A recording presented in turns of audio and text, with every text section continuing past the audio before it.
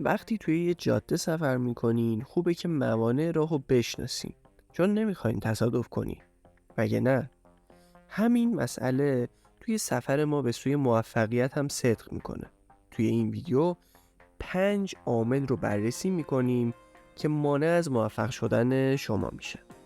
1. عامل ترس. ترس یکی از بدترین دشمنای موفقیته.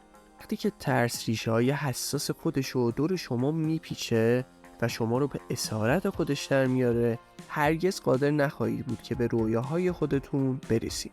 ما باید با ترس خودمون روبرو بشیم و ببینیم که اصلا به چه دلیلی اونا وجود دارن.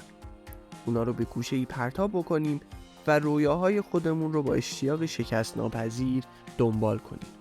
2. رغبت و بی‌علاقگی.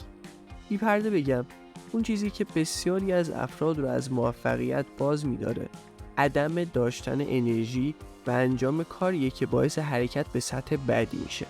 اونا به نقطه‌ای میرسن که احساس راحتی میکنن و سپس خودشون رو برای چرتی به درازای تمام عمرشون آماده میکنن. 3. نداشتن پشتکار. موفقیت توی تیزترین کنج یا شیبدارترین تپه است. پشتکار داشته باشین، ادامه بدید، یک تپه دیگه، یک گنج دیگه. بدبینی.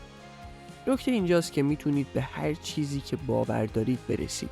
از خودتون بپرسید که چه نوع افکاری رو با خودتون حمل میکنید. آیا خوشبین هستین یا بدبین؟ اگه باور ندارین که میتونید برسید، پس نخواهید تونست. 5. انتخاب افراد نامناسب برای گذراندن وقتتون. این عادت ما رو به راحتی تبدیل به محصولی از محیط میکنه. به همین خاطره که گذروندن وقت با کسایی که به شما فشار میارن تا به عقب برنگردید اهمیت بسیاری داره. در مورد افرادی که اطرافتون هستن چه ایده‌ای داری؟ آیا این افراد با صلاحیت هستن که شما رو تشویق میکنن یا مانعی در راه موفقیتتون هستن؟